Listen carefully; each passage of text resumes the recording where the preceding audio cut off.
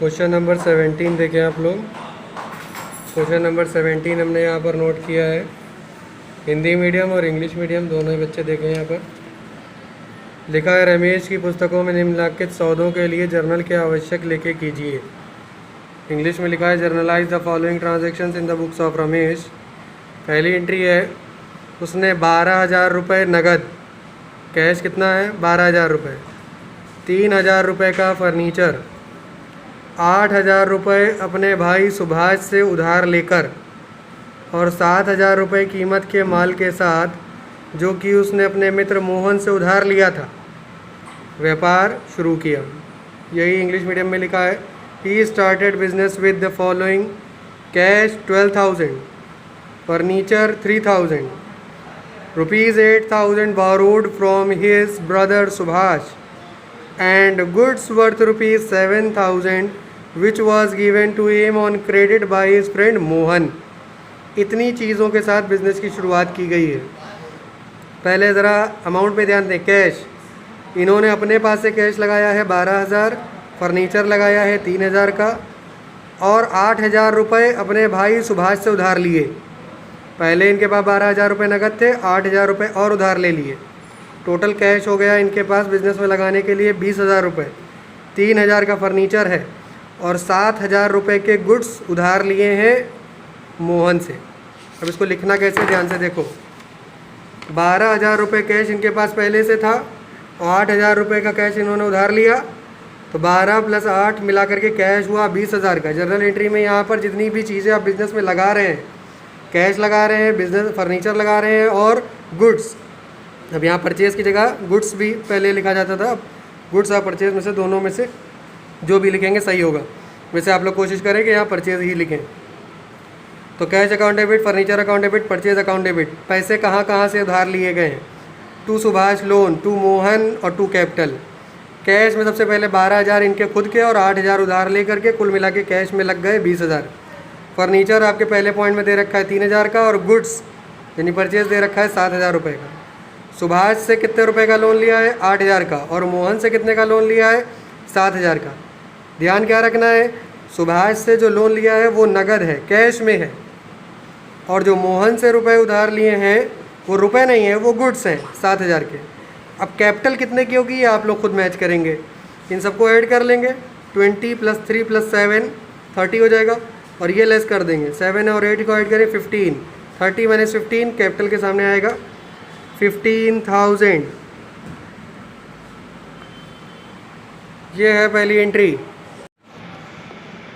इसके बाद second entry देखें, यहाँ पर लिखा हुआ है कि उसने अपने पूर्तिकर्ता दिनेश एंड सन्स को निर्देश दिया कि 5,000 रुपये का माल मोहन को भेजे और उसकी उचित सूचना उसको दे। इंग्लिश में देखिए लिखा है, he ordered his supplier Dinesh to send ₹5,000 worth of goods.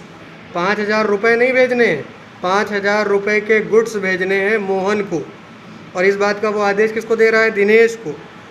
Dinesh से कह रहा है कि 5,000 रुपये के गुड्स मोहन को भेज दो और बाद में इस बारे में हमको उसकी नोटिस दे दो। सबसे पहली बात ये है कि गुड्स भेजना की एंट्री हो सकती है, लेकिन यहाँ पर बोला गया ही ऑर्डर्ड, और ये हम आप लोगों को पहले बता चुके हैं, जब कभी भी ऑर्डर बोला जाए यानी आदेश बोला जाए कि इन्होंने इसका आदेश दिया या निर्देश दिया, तो कभी भी किसी ऑर्डर की कोई एंट्री नहीं होती है। कभी भी कोई भी ऑर्डर की कोई जर्नल एंट्री नहीं होगी। जब वो काम पूरा कर दिया जाएगा तब जिसकी जर्नल एंट्री होगी। अब एंट्री नंबर 3 देखते हैं। थर्ड वाली एंट्री में देखो यहाँ क्या कहा गया है, 400 रुपये का अग्रिम वेतन दिया, पेड एडवांस सैलरी ₹400। सबसे पहली चीज़ तो ये है कि जब हम कोई चीज़ पेड कर रहे हैं तो इट मीन्स हमारे पास से पैसे जा रहे हैं तो टू कैश अकाउंट होगा। चाहे वो जो भी पेमेंट हो, जैसा भी पेमेंट हो, हम पैसे दे रहे हैं तो टू कैश होगा। और क्या पेड किया है, एडवांस सैलरी।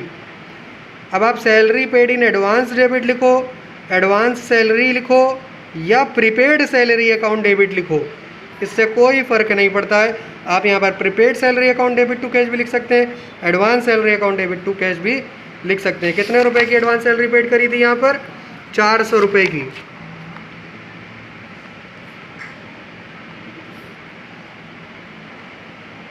नरेशन हो जाएगा यहाँ पर, being salary paid in advance, समय से पहले ही सैलरी पेड कर दी गई। एंट्री नंबर 4 देखें इसके बाद, चौथी एंट्री।